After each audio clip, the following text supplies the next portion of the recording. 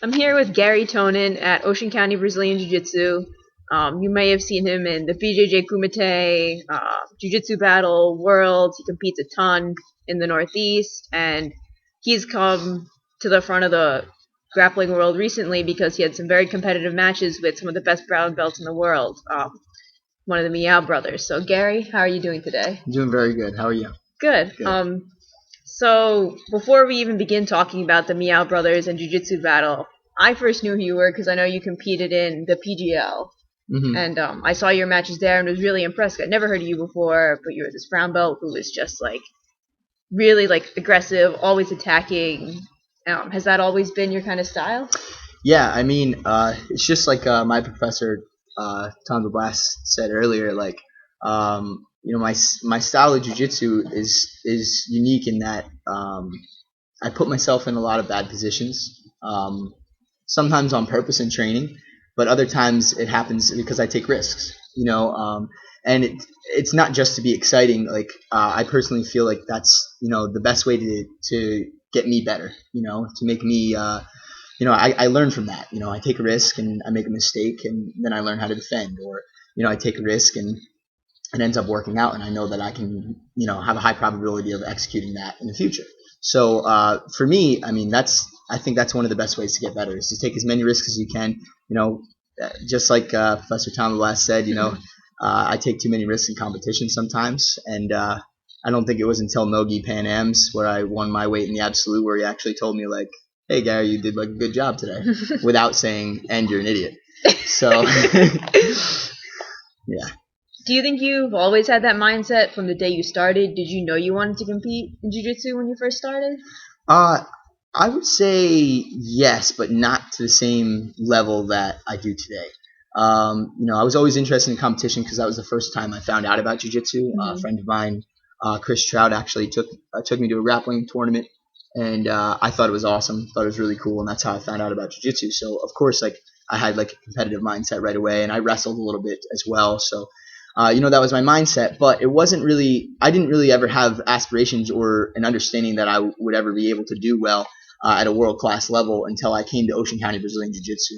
And, like I said, Tom DeBlass believed in me first, and then I started to believe in myself. And now, it's my drive to, compete at the highest level and, become one of the best in the world. And it seems like your style is really well suited for some of these submission-only, no time limit or much bigger time limit formats. Why do you think that is? Yeah, that's a good question. And I think the answer is similar to what I was talking about before with, taking risks and constantly putting myself in bad positions. Like Tom said, I'm constantly getting submitted by white belts, blue belts, everybody in the academy. And it's because I take those risks, and it helps me learn, like, how to really defend those positions. So in these no time limit sub only tournaments, when people go to submit, I don't think many people are as ready to deal with someone who's been there so many times before and knows so many escapes and things out of these different submissions, etc. I feel very relaxed. If you ever see my face in competition, whenever I'm about to get, I'm in an armbar or an omoplata, whatever the case may be, leg lock, I'm very relaxed, sometimes too relaxed, but because I've been there so many times, and I'm just thinking about how I'm going to get out. So I think that's why I do a little bit better with submission-only type things. Yeah. And a lot of people have been talking about the way IBJJF tournaments have been, the direction, I guess, of sport jiu-jitsu, and I guess people stalling, people doing double guard pull, people playing to the rules. Do you have any comments on that? Yeah, I do. I think there's a lot of things to be said about the way that the IBJJF runs things, and the point system versus the submission system in terms of like no time limit sub only, or like you said, an extended time limit. And I think that I think there's pluses and minuses to both, and I think that both should be recognized internationally in competition. I don't think that like the point system should be the only thing out there. But at the same time, like, I don't think that the submission system is the only way to go as well. I think there's pluses and minuses to both. The point system really shows you, how to maintain your positions and make sure you're accurately defending and all those things. I can't lay in side control for 6 minutes with a point system, And if I did that in a self-defense situation, I'd get my face punched in. You know what I mean? Like, that's just how it is. In a sub only, you have that freedom. You can let somebody pass your guard if you feel comfortable enough, defending different submissions and things. But at the same time, just like you said, sometimes people are holding on for advantages, whatever the case may be, in a point system, and that kind of takes a little bit away from the excitement, but even more concerned with takes a little bit away from that, like the actual jiu-jitsu, the level of technique. And I think that's something that right now with the berimbolo and 50-50 and things, not so much 50-50. I think there's exciting things from there. A lot of people are focusing on those elements and not focusing at all on the basic elements of jiu-jitsu technique. And I think that's a problem, and I think we're going to move away from it in the soon future as soon as people start developing counters to these positions, and it'll just become another element of the game. But right now, it's a huge part of the game for high-level competitors, at least at the lighter weights, and even now some of the heavier weights. And speaking of the berimbolo, you faced, was it Joao or Paulo? Joao. You faced Joao Miyao recently at an event called Jiu Jitsu Battle, which I believe I forget how many minutes is each match?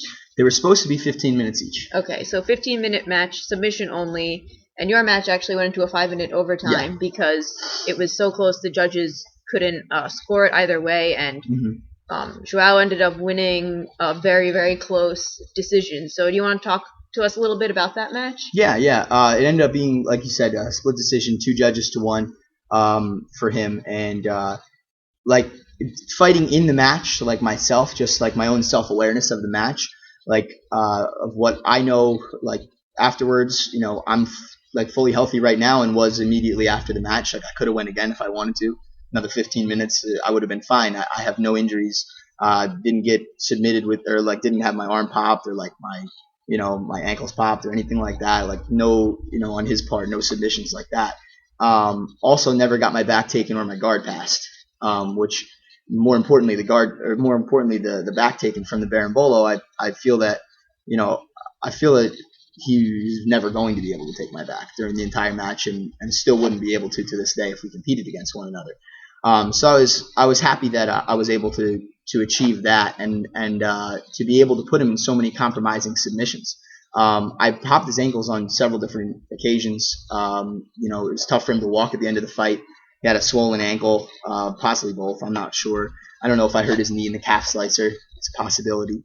But I think in terms of a submission-only event, I think I personally feel that I did very well. I'm not going to take anything away from him or the judges in terms of the decision. It's over. At first, I was very bitter. But that happened already, and I'm not so concerned with that anymore. But moving forward, I now know that I have a type of game, at least in a submission-only style, where I can compete against both of those guys. They have a very similar names, Joao and Paulo.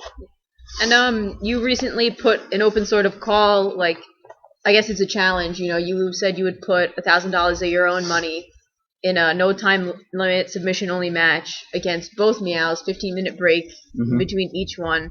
So tell us, why you put out that challenge and what your motivation and mindset is behind that. So initially, I didn't openly put it on Facebook. I kind of just mentioned it to you actually on Twitter because you asked me about the match or something like that.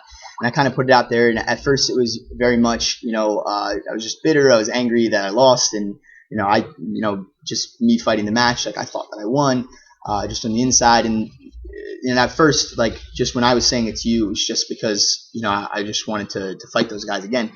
But now, like I said, it's over. They, respect to the judges, and Joao, he won in that format. That's fine.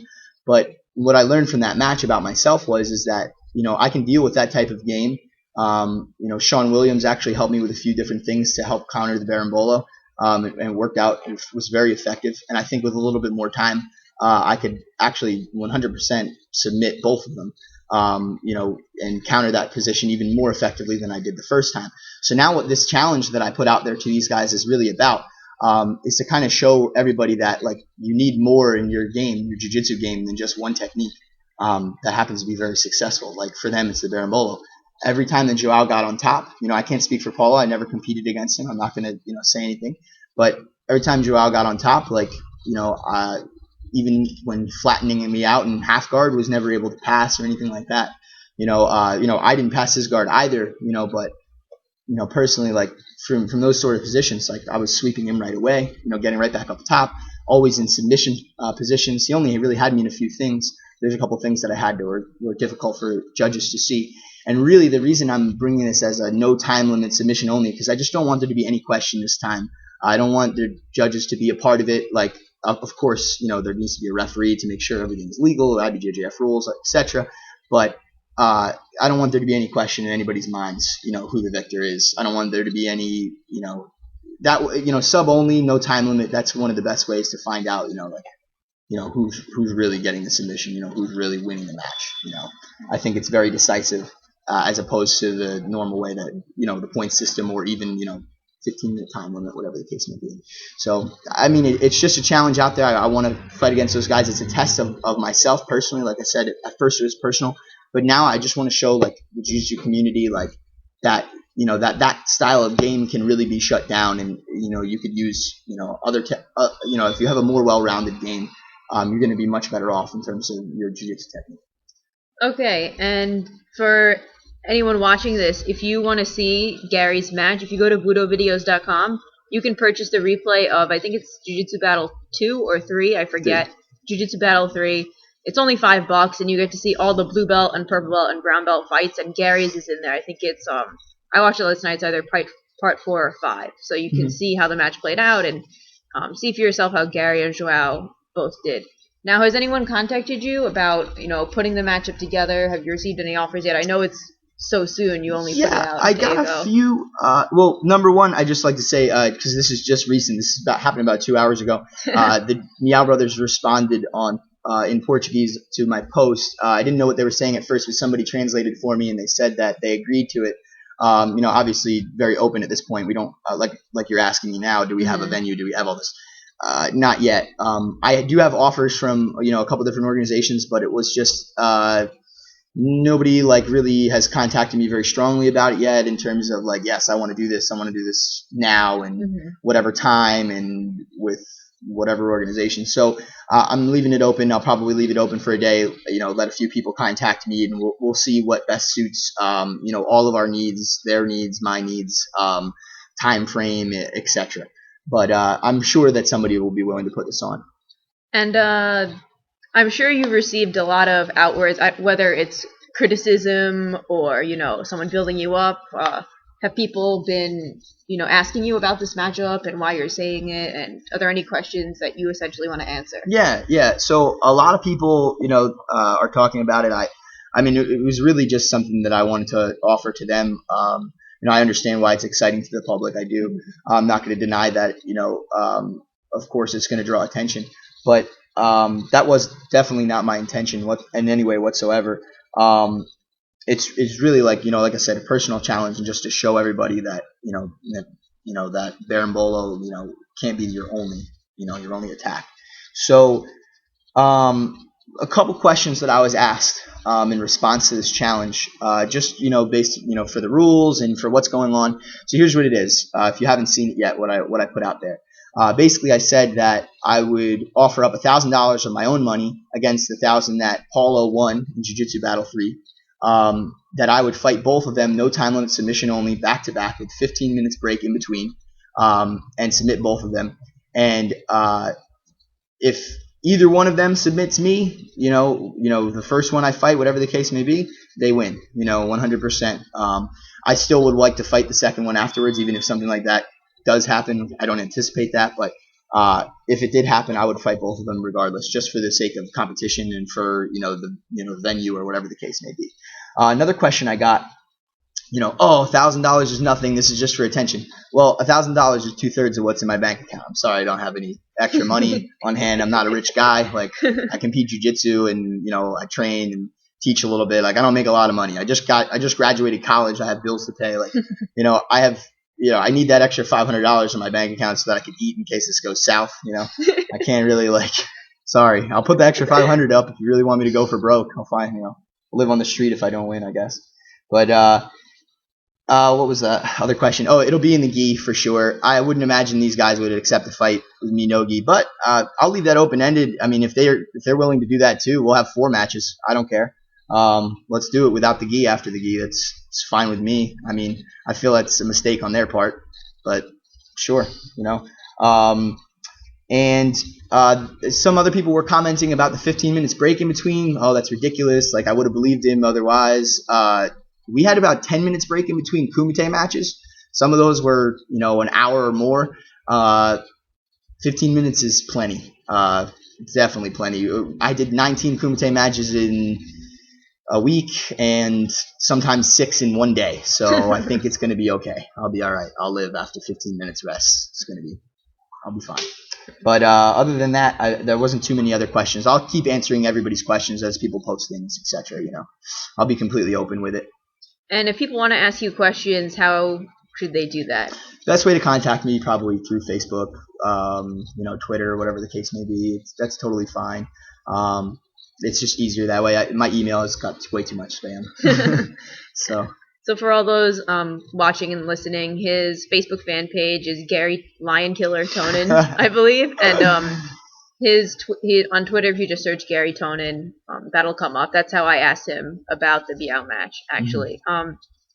So after this match, you've won Brown Belt NoGi Worlds. You've won the Absolute. You've accomplished a lot in your jiu-jitsu career. Mm-hmm. What's next for Garry Tonon? Oh, yeah. So, this is like this challenge and stuff just kind of, came to me or whatever, and I wanted to do it. But honestly, my main focus right now, regardless of what happens with this, is ADCC. I won the trials this year on the East Coast, and that's my goal. Like my goal at first was to win the trials, and now for sure is to win the 77 kilogram division. So I'm really training for that now. So that's really what's next. I really want to make. I tell people all the time, like, because people ask me if, they always ask jiu-jitsu guys, oh, when are you going to fight or whatever. Like Professor Tom said, all the guys at Ricardo's that are fighting things. When are you going to fight? When are you going to fight? I say, well, I got to get good at jiu-jitsu first, And I honestly, like, even winning things at brown belt and doing all this competition, whatever, I don't really feel like I'm there until I really win something like at the black belt level. And ADCC, of course, those are 16 of the best guys in the world. That's definitely the kind of thing that I'm talking about. So if I can accomplish that, then that's definitely what's next for me. Training really, really hard for that. It's going to be in October, I think, in Shanghai. That's my guess. Yeah. And you said you were a student, correct? But did you just graduate, or are you? Yeah, I just graduated like a couple months ago. So okay, well, congratulations. Awesome. And what was that like balancing? I don't know, what was it, like an undergrad or a master's or? Yeah, just undergraduate degree. Okay. Just bachelor's exercise science. So how are you balancing, having doing your exercise science degree and training so much? Because I remember, like, I started jiu-jitsu in college and trained, but it seems like you're always training, always competing. How are you able to do that? Yeah, so the workload was tough. Like I was always taking. I graduated in 4 years. 2 years I did at community college. Second 2 years I did at Rutgers. The workload was always 18 credits. So that's a pretty high amount to take alone without doing anything else. And I was just trying to train whatever I possibly could. The first 2 years where I was at community college, I was constantly just, it was around where my gym was, or where Ocean County Jiu Jitsu is. So it was easy to get there, but I was still training as much as I could. I was training at, Ocean County at night and trying to drive to Ricardo's in the morning and still driving to Henzo's once a week. And but now, when I started going to Rutgers, for those 2 years, it was very difficult for me to get to Ocean County, but I was still getting in there like at least once a week, to train with all the guys. Driving mornings I would do at Ricardo's, and then I probably have like 2 sessions a day. Even before Ricardo's, I do one at Brunswick BJJ, an affiliate school of Ricardo's, which is very close to Rutgers. And then another one at night where I would be teaching more than likely. So I was still getting in my 2, maybe 3 times a day occasionally, just working it around my school schedule. There was a lot of I was getting to bed at 2 o'clock in the morning most of the time, trying to finish homework and things. it was hard, but I just kept at it because I really wanted to be successful at both. So. Now that you've graduated and you have the two big matches, you have potentially the Miao's match, and you have ADCC. What are your goals kind of beyond that? To keep competing? Do you think you'll start teaching? Yeah. I think I'm definitely gonna always continue competing. I don't foresee that ever stopping until like somebody breaks my leg or something and I can't do it. You know what I mean? That would be the only thing that could like stop me. I'll always be trying to test myself and put myself out there. I do plan to definitely teach in the future. I definitely want to have an academy of my own. That none of that will happen until after ADCC because I want to put all my focus into that for sure. Okay. I know you had the big trip out to California for IBJJF Worlds and then Jiu Jitsu Battle. Do you want to give a shout out to any sponsors that helped you out? Oh man, I definitely would. That would be awesome because I haven't got a chance to really give them as much thanks as I wanted to, just because there was so much stuff going on in California and I didn't have my computer. So number one, for sure, Ocean County BJJ and all the guys there that helped me train and helped me prepare for this, and the same thing at Ricardo's and Henzo's, as well as Lucky Gee and on the mat. And then Scotty, who runs both of those companies, let me stay at his house for over a week, to compete at Worlds and to compete at Jiu Jitsu Battle and stuff. And he's just super awesome and, always not just like a sponsor, but a friend, So that was really awesome of him. And there's a couple other local guys around here that helped me out with sponsorship to get out there too. PGL was actually a sponsor. BJJseminars.com is a new website that my buddy Paul is working on. I'm trying to think. Ocean County Alarm Systems. That is, or County Alarm Systems. Sorry, and that is my friend and training partner Scott Trout's business. He helped me out. Red Cord. They're like a training, equipment type of thing. They probably wouldn't like it if I said this, but I would. To those of us that don't know what Red Cord is, I would say it's similar to the TRX, but different in many ways. Don't worry, guys. Better, of course. And what was I going to say? There was one more. Oh, yeah. Motives. It's a new company that a couple of my buddies are working on. It's going to be like a fitness company. So right now they've had like some t-shirts and stuff coming out, but I'm sure they're going to do big things. I work with them, strength and conditioning and stuff. So they're awesome guys. They're going to do great. And I'm trying to think if there's anything else that I'm missing. No, if I miss you, I'm sorry. Did you have a roll junkie? There you go. Yeah, that's right. My other buddy Matt Eaton that I train with just started another company. It's going to be like a jiu-jitsu gear company, Roll Junkie. So check that stuff out. It's going to be cool. I like a lot of their shirts and their gear that they're coming out with. So it's going to be awesome. Yeah. And before we end, is there anything else you want to tell us about your jiu-jitsu, the Miaos, competing, anything you want to get off your chest? Just real quick, too, like my professor was saying, I was putting out a couple playful posts here and there about the Miaos, some cats and things on Instagram, and I did it to Keenan too. I just joke around a little bit.